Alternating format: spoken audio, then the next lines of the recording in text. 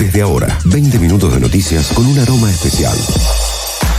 Todo lo que pasa en el mundo canábico está en No Todo es Humo. El informativo canábico hecho podcast, temporada 2. Mike Tyson, el ex campeón mundial de los pesos pesados desde hace un tiempo, se ha convertido en un avezado empresario en el cultivo de marihuana.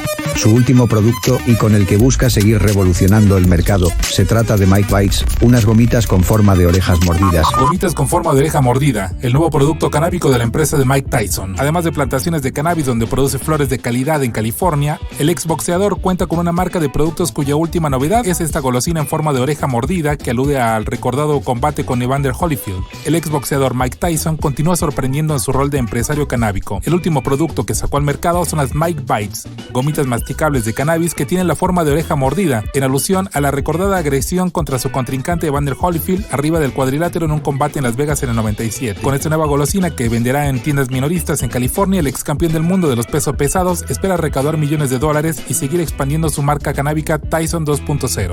El ex campeón mundial, desde mediados de 2020, ha invertido fuerte en la fabricación de distintos productos hechos con cannabis, con base en California, estado que permite su cultivo y uso recreacional. El producto se basa en el mordisco en la oreja que el neoyorquino le dio a Evander Holyfield sobre el ring durante una final por el título de pesos pesados que otorga la Asociación Mundial de Boxeo, en uno de los hechos más polémicos y recordados en la historia de este deporte. Por el momento, las gomitas se venderán en más de 100 tiendas de California, a las que actualmente llegan los productos de Tyson 2.0. En ese estado del oeste estadounidense, el consumo y la venta de cannabis de uso recreativo es legal. Porque no todo es humo, noticias para que tengas en cuenta. Laboratorios e invernaderos en Colombia. Colombia se ha ubicado en un lugar preponderante en la región y de gran potencial en el desarrollo de la industria medicinal y en su posicionamiento internacional, con marcada presencia de capitales extranjeros. Santiago Restrepo es cofundador y director de operaciones de Green North Cannabis Business Consultants, una de las principales consultoras del país caribeño. Para hablar de costos, el consultor dio dos ejemplos.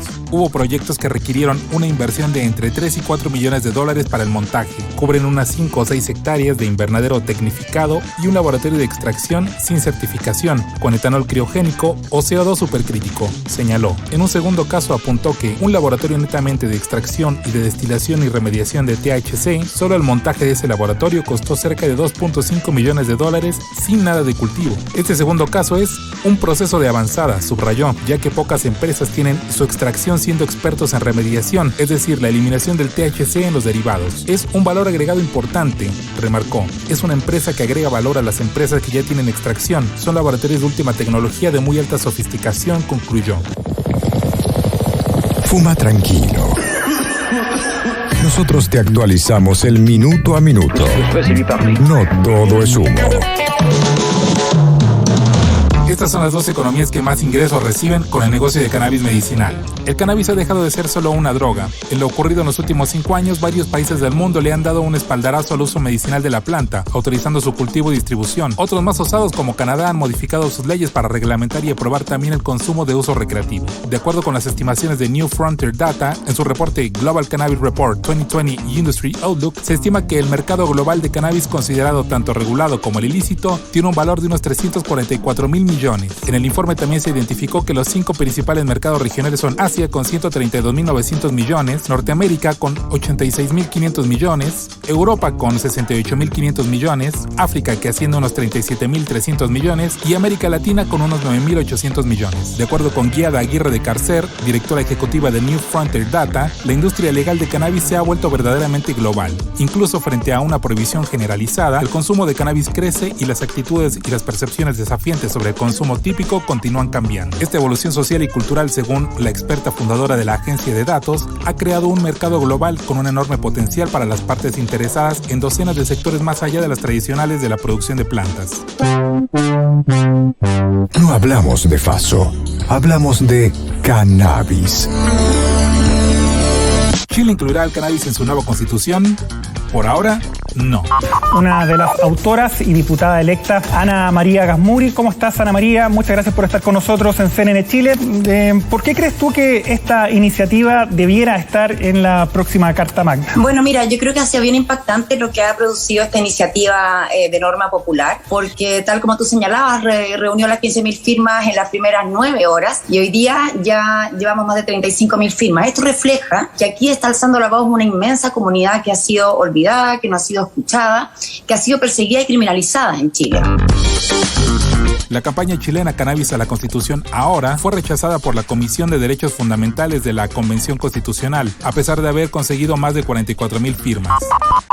Yendo un poquito más profundo, ¿en qué nos basamos? Aquí esto no es algo arbitrario, se trabajó con abogados, con académicos, académicas, y tomando el ejemplo de lo que pasó en México. La Corte Suprema de México declaró inconstitucional la persecución y criminalización de quienes cultivaban cannabis, justamente porque en la Constitución de México está consagrado el derecho al libre desarrollo de la personalidad. Entonces, desde esa perspectiva en que hemos hecho esta propuesta... El proyecto presentado en enero pasado proponía que la nueva Constitución chilena garantizara el derecho de consumo de cannabis y otras sustancias como los hongos silobices, el cactus de San Pedro y la ayahuasca desde una perspectiva de derechos individuales. La propuesta la impulsó la diputada Ana María Gazmuri, quien fuera la directora de la Fundación Daya, la diputada Manuela Arroyo y la alcaldesa Paulina Bobadilla, junto a más de 40 organizaciones sociales. Pero básicamente tiene que ver con esto, con que el Estado no puede interferir, ¿cierto?, en lo que es la vida personal, la soberanía personal, y debe propender a cuidar en lo que es el desarrollo de la libre personalidad. Eso quiere decir, por supuesto, la libertad en todos los ámbitos de la vida, ¿cierto?, en su soberanía esencial, siempre, por supuesto, y esto es muy relevante, que eso no afecte a terceros. El proyecto sostiene que el Estado debe reconocer como límite de sus atribuciones y poderes a la soberanía personal, la autonomía sobre los propios cuerpos y la dignidad humana, respetando el libre desarrollo de la personalidad, la privacidad y la búsqueda del bienestar, placer y salud integral. Esto incluye el cannabis y otras sustancias psicoactivas de origen vegetal o sintético. Esperemos que el país hermano logre legislar y consagrar el derecho al libre desarrollo de la personalidad, que incluye la decisión de cómo incorporar en nuestras vidas el uso de cannabis y otras sustancias. No todo es humo. Vicepresidente de Honduras propone legalizar cultivo de cannabis para exportación. Puedo opinar sobre lo que Honduras necesita, sobre lo que tiene. El hecho de tener sol todo el año, por ejemplo, permite que Honduras cultive cosas que en otros países no se puede porque no hay sol. Por ejemplo, le voy a poner un ejemplo de lo que está haciendo ahorita Panamá, lo que está haciendo ahorita Costa Rica. Escuchen los inversionistas que no me dejarán mentir. Hay una flor que se llama cannabis, de la cual deriva la marihuana. Cannabis se utiliza en el mundo entero medicinalmente. La mitad de los estados de los Estados Unidos tienen aprobada la venta en las farmacias controladamente del cannabis por receta médica.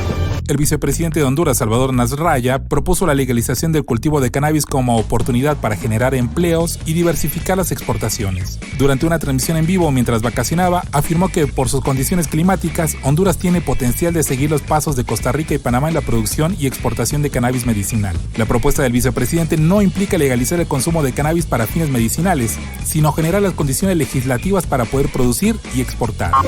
Si nosotros plantáramos 1.000 hectáreas con cannabis, podríamos generarle empleo a 17.000 personas.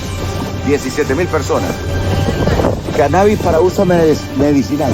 17.000 personas que hoy no tienen que comer y que tendrían que comer. Todo apunta al rescate financiero del país, donde más del 70% de la población vive en la pobreza. La propuesta recibió el respaldo de varios diputados y diputadas, quienes aseguraron que debatirán el tema en el Congreso Nacional. Aseguran que la falta de investigación y debates objetivos por parte de los diputados del Legislativo ha frenado la aprobación de proyectos similares. Fuma tranquilo. Nosotros te actualizamos el minuto a minuto. Economía verde del cannabis en Colombia. Pues usted hoy está tocando un tema que es crucial para Colombia y es la economía verde del cannabis. Yo quiero ser ese gran revolucionario de las nuevas economías en el país. Y la economía del cannabis es una de estas oportunidades históricas que tenemos en este momento para ser un país desarrollado, un país potencia mundial. Ayer el gobierno hizo una reglamentación para el uso del cannabis industrial y el cannabis, digamos, alimenticio. Luis Pérez, candidato a presidente de Colombia por el partido Piensa en Grande, se pronunció a favor de fortalecer la economía verde del cannabis, que ayudará a generar 3 millones de puestos de trabajo. Incluso propuso colocar la hoja de cannabis en la bandera nacional. En los últimos 6 meses han salido 2 reglamentaciones del gobierno, 2. Una fue sobre el cannabis medicinal y ahora sobre el cannabis industrial. Tenemos que seguir trabajando. Hay que felicitar al gobierno por eso, pero tenemos que trabajar más. Primero, para organizar los productores, para ver cómo va a ser la distribución, para ver cómo va a ser la exportación. Si dejamos que esto se vuelva una guachafita, un desorden, el país no va a sacar ganancias. Simplemente esto va a ser otro desorden. El exgobernador de Antioquia consideró que el país fracasó en la eliminación de cultivos ilegales usando glifosato. Propuso que en las 200.000 hectáreas donde se siembra coca se haga cannabis de tipo industrial, medicinal, recreativo y de alimentos. Pérez afirma que si en Colombia se siembra cannabis donde hay coca, se pueden generar unos 3 millones de trabajos, sumados a la exportación de aceites y productos derivados por cerca de $50.000 millones. No todo es humo. Proponen cultivar marihuana en los techos de viviendas públicas de Nueva York.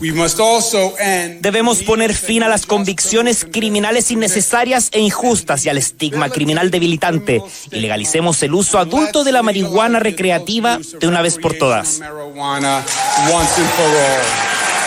De la mano con la legalización del cannabis para uso adulto, el alcalde de Nueva York, Eric Adams, propuso instalar cultivos de cannabis en las terrazas de los edificios públicos de la ciudad. El objetivo es abastecer el mercado de uso adulto, generando ingresos para el mantenimiento de los edificios.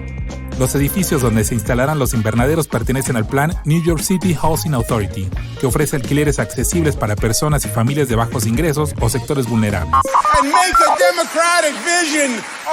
Como una promesa democrática y no como incitación a consumirla, lo ha promocionado el propio gobernador de Nueva York. Señala que podría ayudar a disminuir los arrestos por consumo, sumándole a esto el negocio por legalizar el cannabis con fines recreativos, lo que aportaría al menos $340 millones por impuestos locales. De acuerdo a las afirmaciones que realizó Adams este mes en la reunión de legisladores, la idea es avanzar en la regulación del cannabis para uso adulto. Esto supone incorporar a la industria a las poblaciones vulnerables que precisamente habitan los edificios de este programa, capacitando y ofreciendo trabajos en los proyectos de cultivo. Consciente de que la propuesta generará problemas en el gobierno nacional, dado que el cannabis es ilegal a nivel federal, Adams afirmó que intentará obtener una excepción de la ley por parte del gobierno de Estados Unidos para llevar a cabo un proyecto único en el mundo.